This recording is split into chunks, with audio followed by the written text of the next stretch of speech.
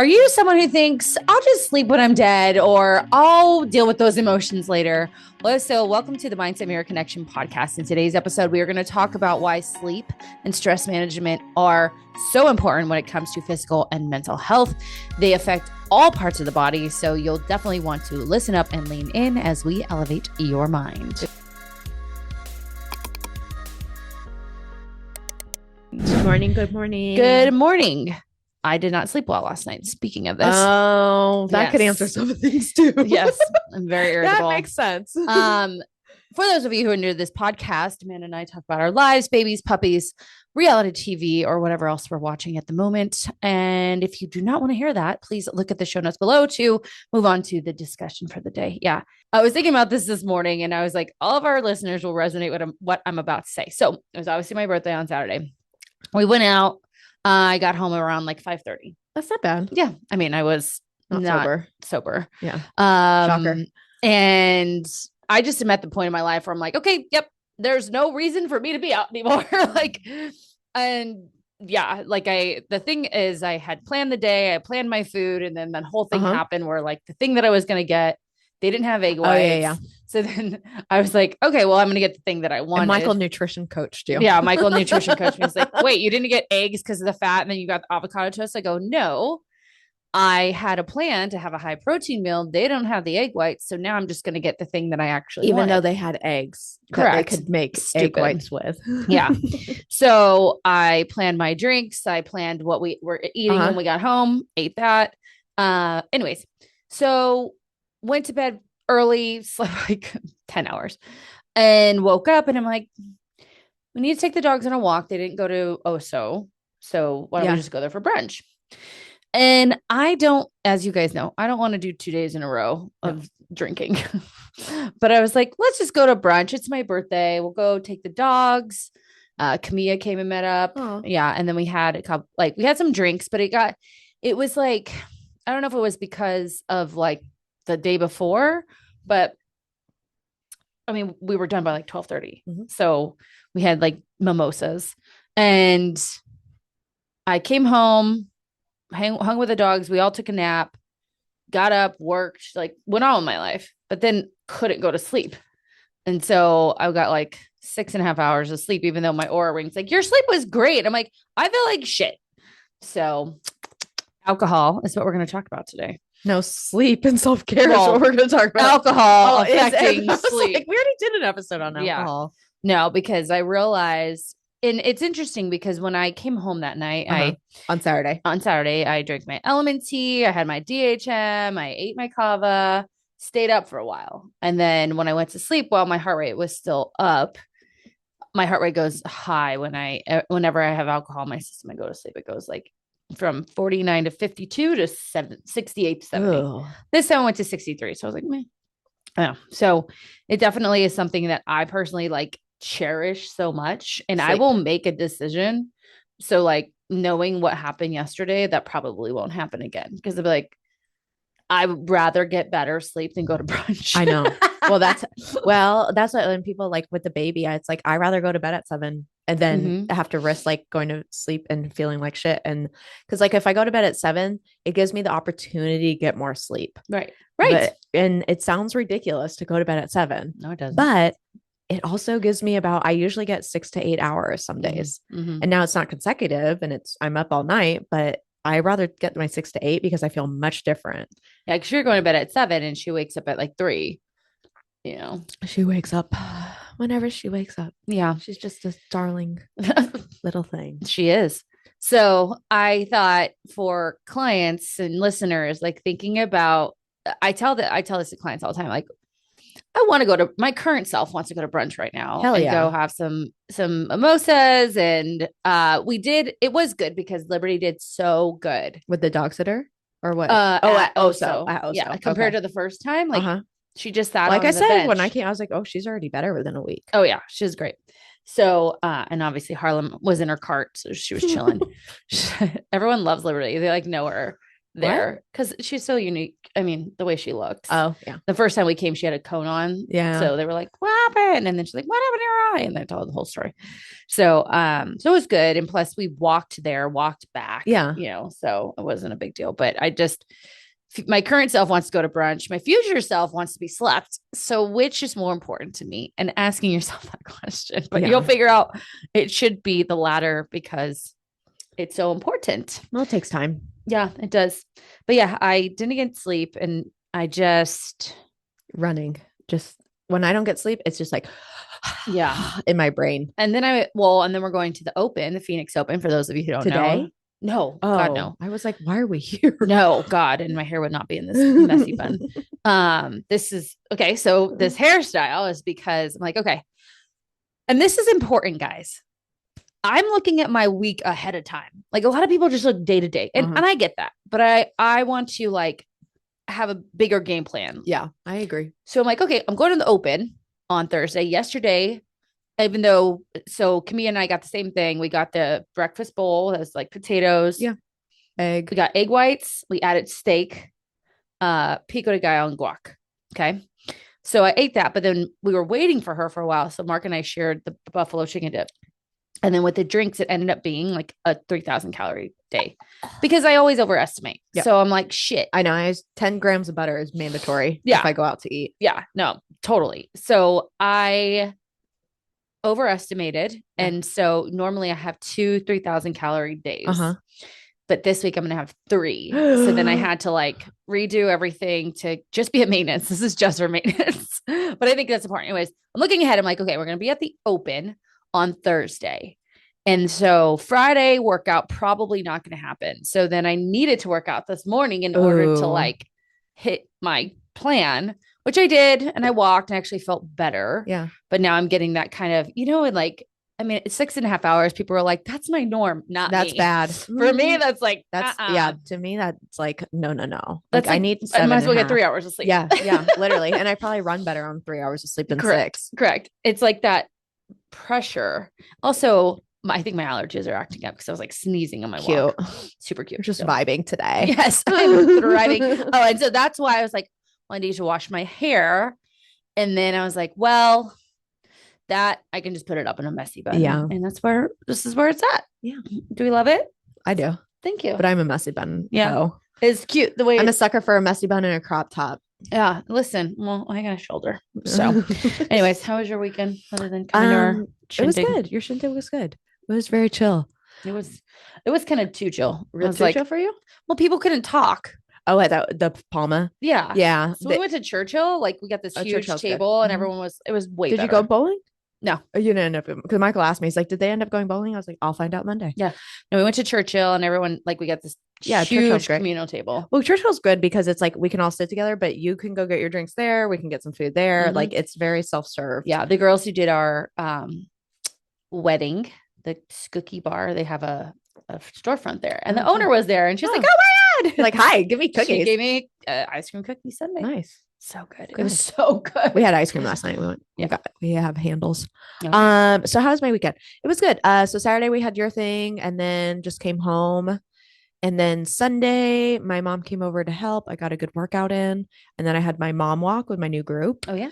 So, something interesting is I recognize the childhood self of this kind of thing, where I don't think if you and I didn't have therapy every Monday together, I probably wouldn't recognize it. And it's that like feeling of wanting to belong and wanting to like fit in with them. But it's like an insecurity, right? Yeah. Which is, it's not silly because it's how I feel, but it's also like, oh, I recognize this feeling. Whereas before I would just be like, I just don't fit in. Right. And it's like, this is like the 3rd time we've gotten together. We're still trying to figure it out. And everybody probably feels the same. And it's trying to remember that too, instead of like getting in my own thoughts and feelings. So I was really proud of myself for recognizing that this week. No, that's awesome. Actually, I just had this conversation with a client who she's a doctor and their practice is all males. Oh, so then the wives wanted her to come to like dinner. So like it, and then another female doctor. And she was just like, I don't know. I just don't think that we get it because they have different careers and this and that. I was like, that's a story you're telling about yourself. Right. Just go. And then she goes, oh my God, it was great. Now we're in a book club. I'm like, see, what do we learn about ourselves? Yeah. So good. Anywho, speaking of the stress of insecurity, we're going to talk about sleep and stress today and how they are so important. I cannot. So I want you guys to understand that you can survive longer without food than you can sleep and water. So when war crimes and cults, when they use sleep as the thing to like brainwash you or lack thereof, you know that it's very powerful because they're trying to manipulate you. That's some Dick Cheney stuff. Listen, I don't know what that reference is. Okay. No. Well, someone knows that reference. Haha. Yeah. And so I thought it was really important, especially as we are postpartum, perimenopause. I'm officially diagnosed in perimenopause. Oh, really? Yeah. Tia, thank you.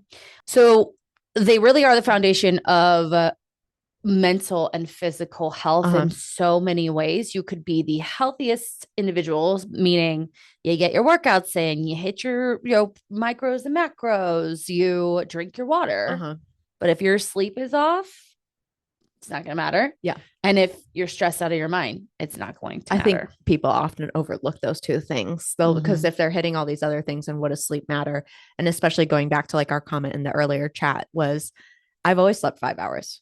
I'm fine on 5 hours. And it's like, you might not know how bad you feel or how much better you could feel if you got the 7 hours or even 6 hours or 8 hours too. I'm thinking about when I'm going to sleep tonight. So sleep is super important, especially in the role in recovery, right? So if you are someone who's working out, then you need to look at your sleep as, the third benefit or the third part to the trifecta. Yeah. So you obviously have your strength training, you have your protein to help build that tissue, and your sleep is where that tissue is being built. Yeah. Right. So they all work together, but people just think, oh, I used to do this. You used to do this. I couldn't sleep. So I'd get up and go to the gym. Yeah. And no, that's not how it works, because basically I'm missing a link to what I'm trying to do. So I'm going and doing all this work, but then I'm not allowing what that work needs to do in the background to happen. Right. So it's kind of like canceling itself out. Yeah. Just a wash altogether. Then on top of that, you have how sleep or lack thereof affects your hormones. And those, not surprisingly, the hormones it affects can cause like crazy cravings. A lack of feeling full, and high cortisol can cause an increase in belly fat, which we'll talk about. And then obviously, like, I'm very irritable today. I'm in a negative headspace. I recognize it. And that's because it affects your mental health. It does.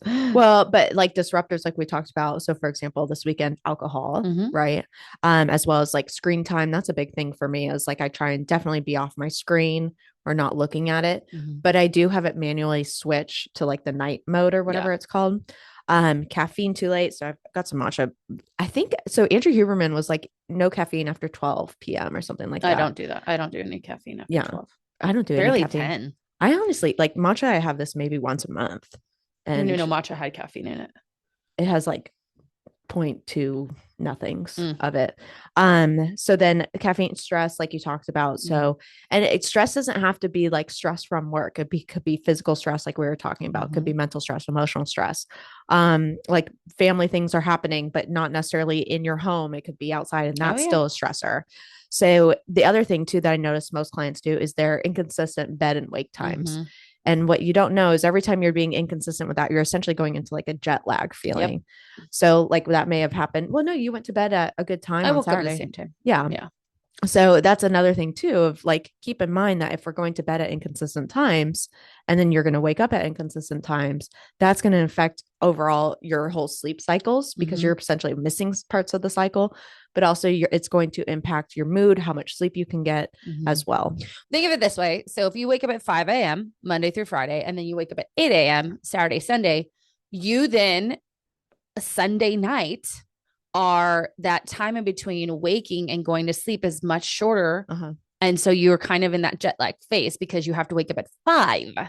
So now we've woken up later on Sunday and we're trying to go to bed earlier Sunday night, and that screws everything up. I wanted to say something too for women specifically. Women actually, their sleep wake cycle is much different than men's.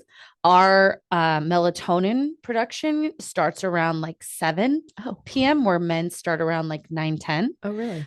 We also need more sleep than men because obviously we are not small men. We are, have all these hormones and obviously fluctuations in our cycle as well, too. Right. Exactly.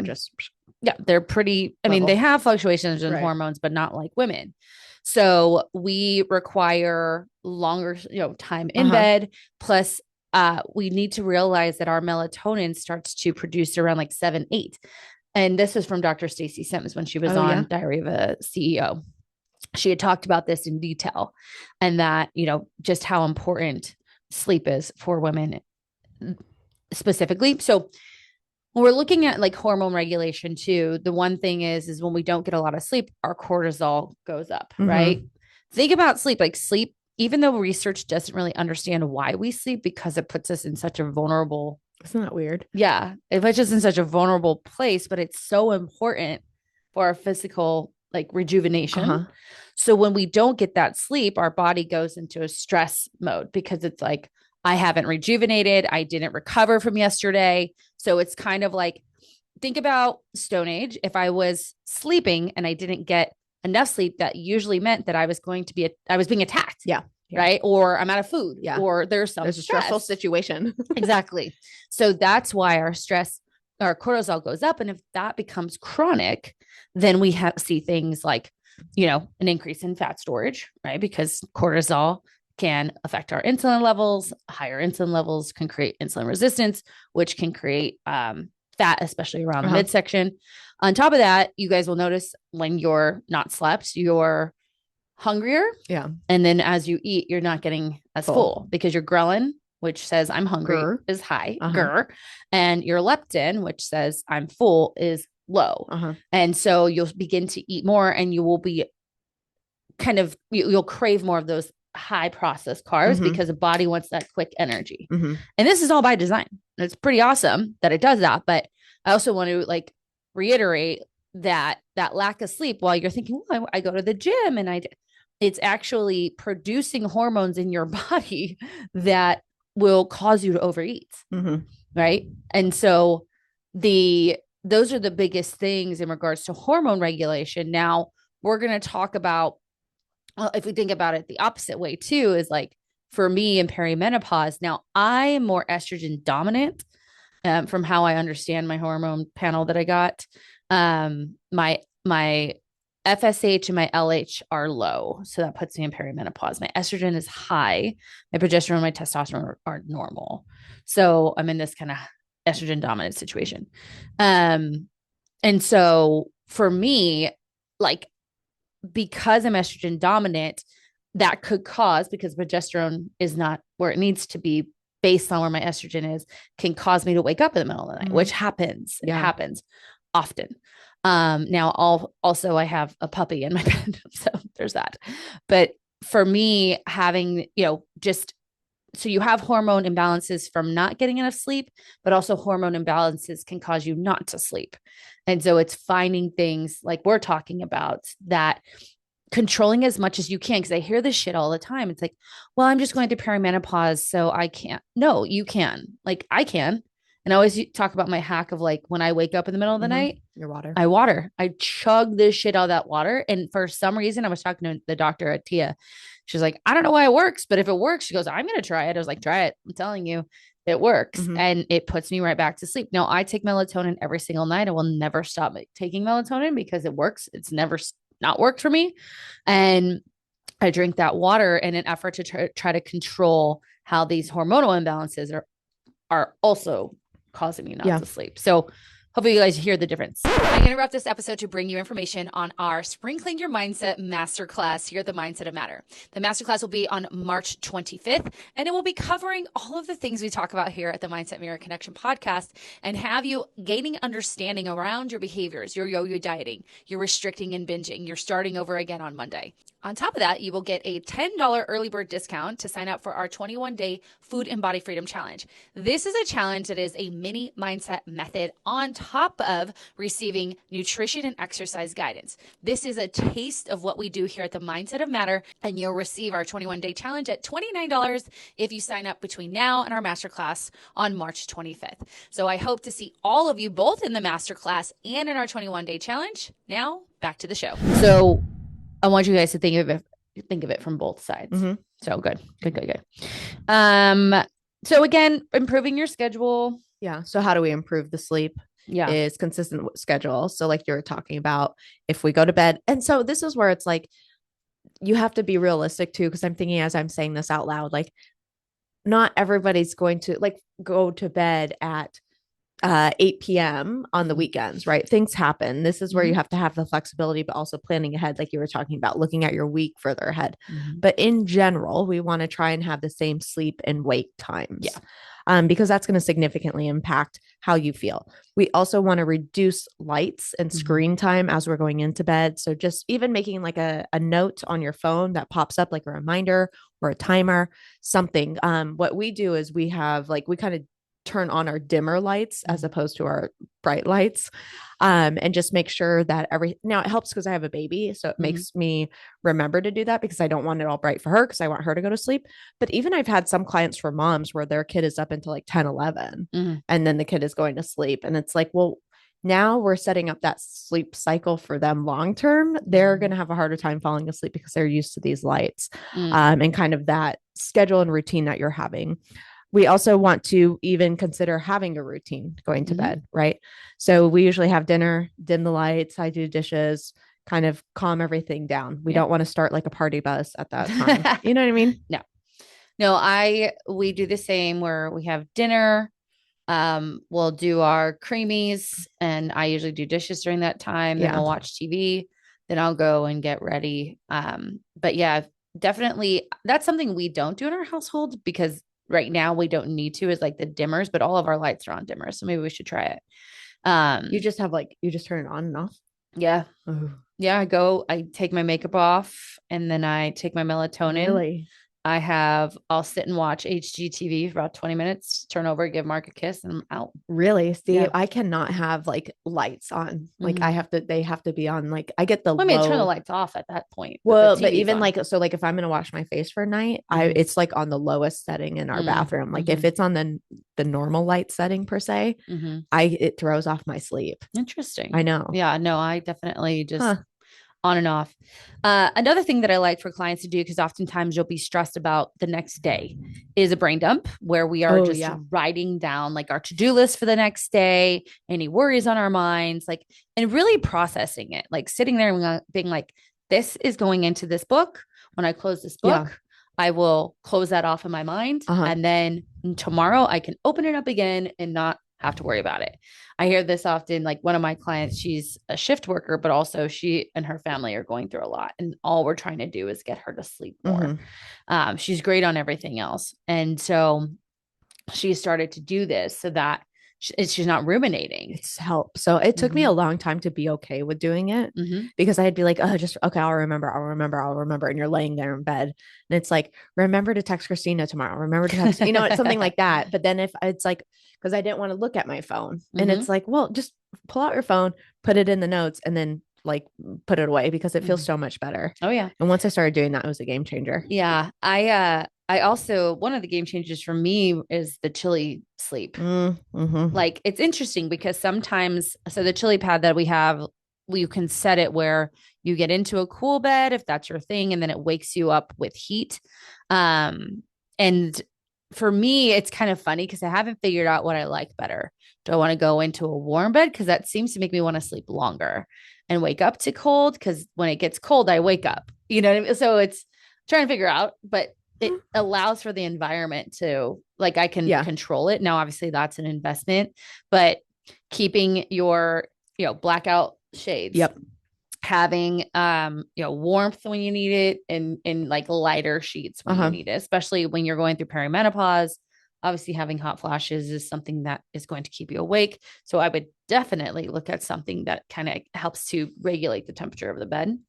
And then, of course, making sure that you have, if you like quiet or white noise, or we'll put on sometimes for the dogs, there's like dog anxiety YouTubes. Yeah. And I love them. Like That's when nice. Mark's not here, I will throw that on in the background because I have a bit of anxiety when he's gone. Yeah. So we all just listening to the dog's anti-anxiety, all free on YouTube. And it's so cute. There's a little dog sleeping on the screen. And yeah, so optimizing your routine, having optimizing your environment, having a routine, brain dump, and then also getting some sunshine in the morning. Oh yeah. Right. And we've talked about this before, how the sunshine, right, is a part of that circadian rhythm, natural circadian rhythm, where I'm getting that sunshine in my eyeballs, that vitamin D that tells my brain, okay, it's morning. The colors of the hues of the sun, of the sun setting and rising are different.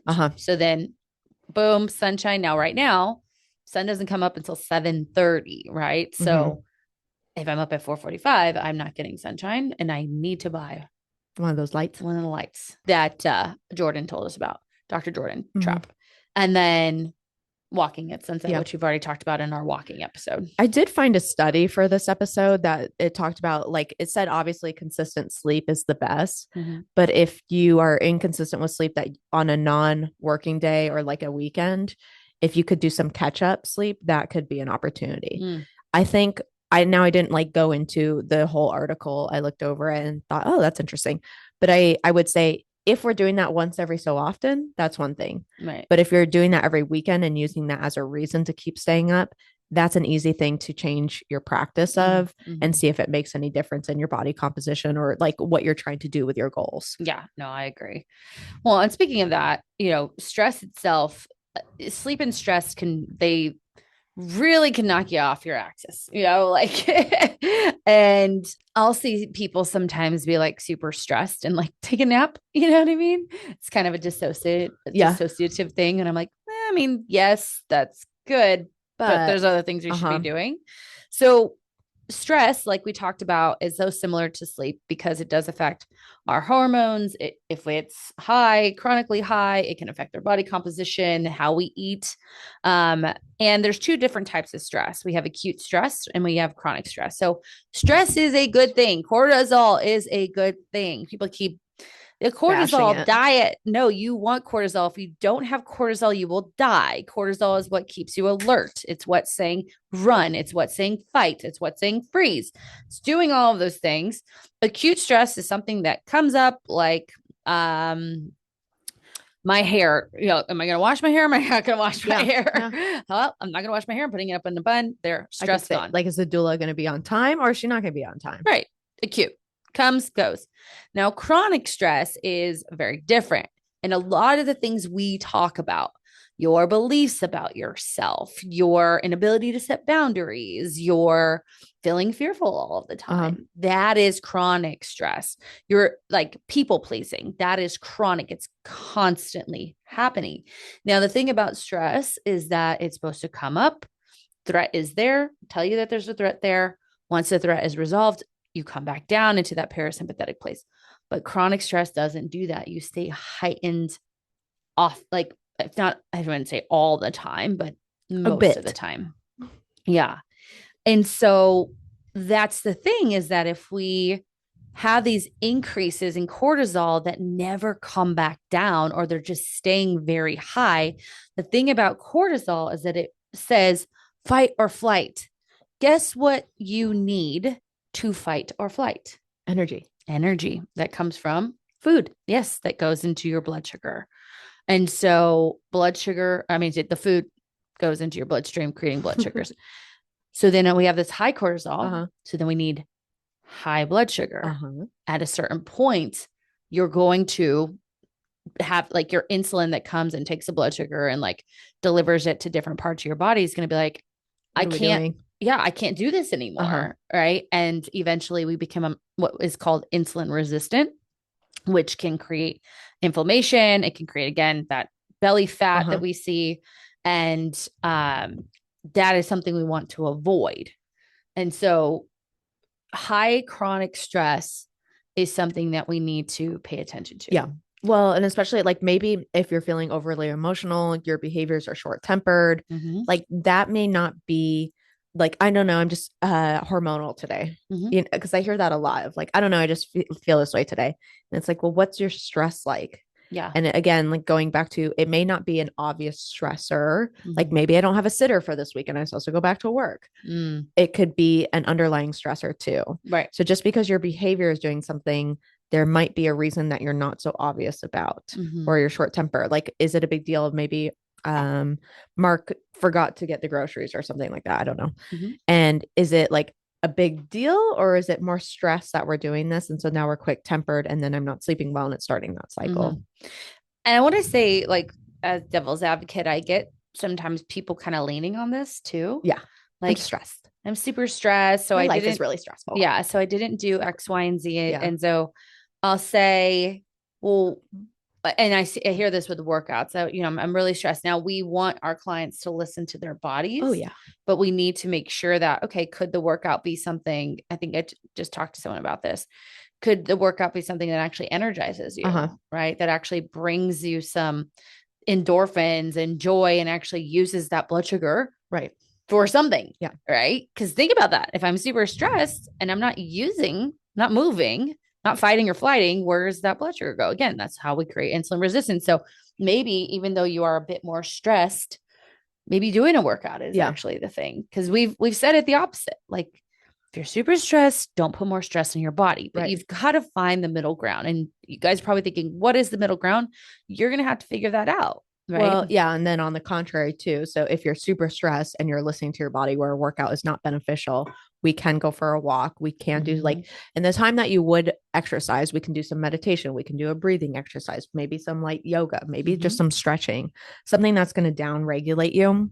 Right. And just looking for, or maybe it's going for support, right? Maybe it's calling the therapist that you've been working with or a friend. Yeah. And just seeking that out to, again, help you kind of calm your nerves. No, I agree. Well, and we have to realize that we as a society are so stressed from, you know, childhood traumas and all of the shit we say in our heads that we're seeing this crazy increase in disease. Yeah. That is stress based. So hypertension, cardiovascular disease, issues with I have the study in here. It's stress contributes to a broad variety of diseases, including hypertension. Thank you, Christina. Superior plasma cortisol. Thank you, Christina. Cardiac, inflammatory bowel syndromes, IBS. Type 2 diabetes, and a reduced quality of life among those suffering cancer. This we've known in the therapy world for a long time because we would see, I've shared this before, we were noticing high levels of type 2 diabetes from those who had a diagnosis of post-traumatic stress disorder. Interesting. So the way that we think about PTSD is it works everything above the diaphragm and freezes everything below the diaphragm. Okay. Because we don't need anything below the diaphragm. We need everything above the diaphragm to fight, flight, or freeze.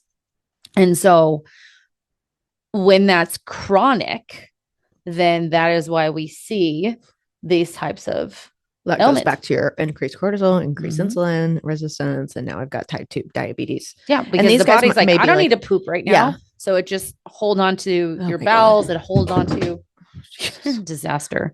Holds on to all the things. Well, next that's true. So like thinking of veterans, that could be true for any body type too. Just because you're like in a leaner body or a smaller body doesn't mean you can't get type 2 diabetes or like a high level of cortisol. Well, I've seen people stress their bodies out from not eating and get type 2 diabetes because they fast for so long and they're eating one big meal and they're trying to digest all of that food at once. So then they also have issues with their gut, right? So then they're not digesting their vitamins and minerals appropriately.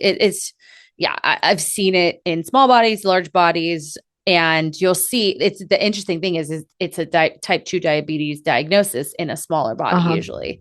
And erectile dysfunction, issues with reproduction. When our stress is high, we will see a link to that. And what we're not doing, as we've talked about it before in the medical field, is assessing for that. Yeah. We're just saying, here's your pill, which is just going to keep us stuck in the same. So how do we find balance between those two?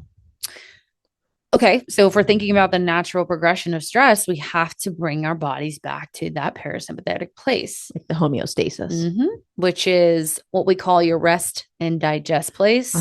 And it's how your body naturally should be responding to stress. So if you've never learned how to calm yourself down and you're always living in fear, obviously doing some work on that is important, but then beginning to connect back to the body. So mindfulness practice is helpful for even just a body scan, breath work, reconnecting to the body. And a lot of you guys are listening. You're like, I don't want to do that. That's stupid. Well, fine. Stay stressed out. Like, cool. It's not my, I have a lot of stuff that I've been through in my life. And I know when my body, like I can feel it right now, like because my lack of sleep, like when I'm in this place and there's nothing more than I want to do than to calm down. I used to live in this. I was going to ask, has that changed for you?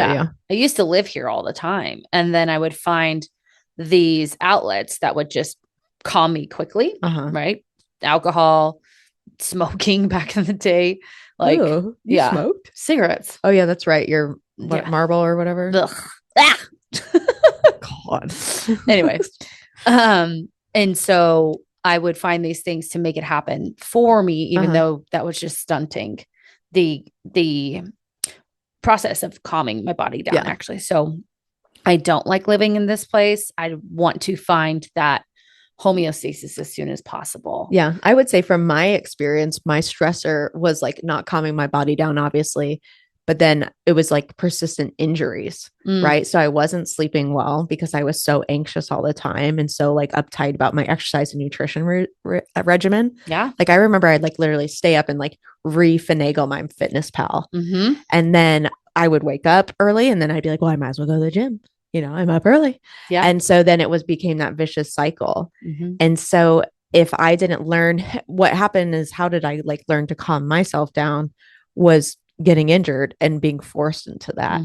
And again, going back to the person listening who's like, oh, that's so silly. It's like, well, that might be the path you're going down. And I can't say for certain whether you will or not, but if you're noticing persistent injuries, if you're noticing I'm waking up in the middle of the night, like anxious, like you haven't even been sleeping, then this is your red flag to stop and start something new before you get to the point that I did. Well, I was just thinking as you were talking, it's like, if you get constipated, like you're going to notice that and you're going to want to fix it. Yeah. You're going to be like, ugh. Well, you're not getting into your parasympathetic nervous system. Yeah. Is the same as like a bowel movement's not happening. And it's actually probably the reason why the bowel movements are not happening. But like, we just don't think about it that way. It's just like, oh, that's fine. I just ate something that blocked me up or something. No, I'm not even saying that. I'm just using it as an example. Like if you were constipated, so your bowel movements weren't working properly, you would do something to fix it. Your stress and relaxation is not working properly, but you don't want to fix it. It's the same thing. Yeah. It's the same thing. And honestly, it affects all of your body. Cause again, it affects your bowel movements. Right. But, people don't think of that. They think, oh, I'll deal with that later. I'll deal with that later. I'll deal with it. No, babe, your body's dealing with it now. And just like you're saying, you're not going to be able to deal with it later. You're going to be forced. Yes. And potentially not able. I shouldn't say you won't be potentially not able to deal with it later. Cause now we are, type 2 diabetics. Now we have heart disease. Maybe you have a heart attack, and I don't want to put that on anyone, but like, this is so important to get your body back to the place where, as we talk about babies, babies are able to do this, and their parents, and the parent is really the one. Co-regulation. Yes, ma'am. Baby, it's a thing. Teaching her how to regulate through yourself. So as parents, it's even more important for you to be regulated in effort to co-regulate her, and she'll learn. Do an episode on that. I agree. I'm down. And so meditation, walking, which if you want to listen to a whole episode on that, check it out. If you're listening on podcast, you can check it out in our podcast, or we will link it here on YouTube. Playing with my dogs.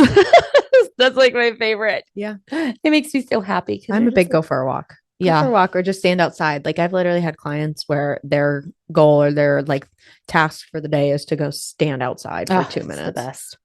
It's just like this birds and the sounds. And there's outside my door here, there's a couple people that have wind chimes and like, oh, that's nice. It is nice. And journaling, listening to music, sometimes just even like doing something that is not like, I like to play games or puzzles or get creative. Creative is a great way to come. Yes. Very great, because you're tapping into that inner child part of you. Isn't crocheting something about using your hands too? It's I'm not sure. I just know in treatment, everyone crochets. Everybody crochets in treatment. There's like something about using your hands. I think it's just that like creativity, like child part of you that you're tapping into. Because like I like to do a lot of experiential type of therapy when I was practicing, where people are like having to like move and like do things experientially, like draw and color and like even we do these family maps where they're like taking counterparts in the group and like placing them in different areas, and they represent different parts of their lives and all this. Like, it's just fun, and it gets your creative juices going, which again, creativity is a part of the self. Right. And I don't think we talked about, did we talk about the 8 C's of the self? In other podcasts we have, but not here. So that creativity, calmness, compassion, courage, curiosity, there's a bunch of them, but creativity is a big one. So you could even just put a nice candle on. You could listen to my YouTube with the dogs, dog separation anxiety YouTube free. There's so many things we can do to calm down. And I think realizing it's a practice until the body relearns itself. Yeah. And it takes time. So, and one of the things like with meditation too, that I learned, because I would listen and then I'd get distracted and be like, fuck, it's not working.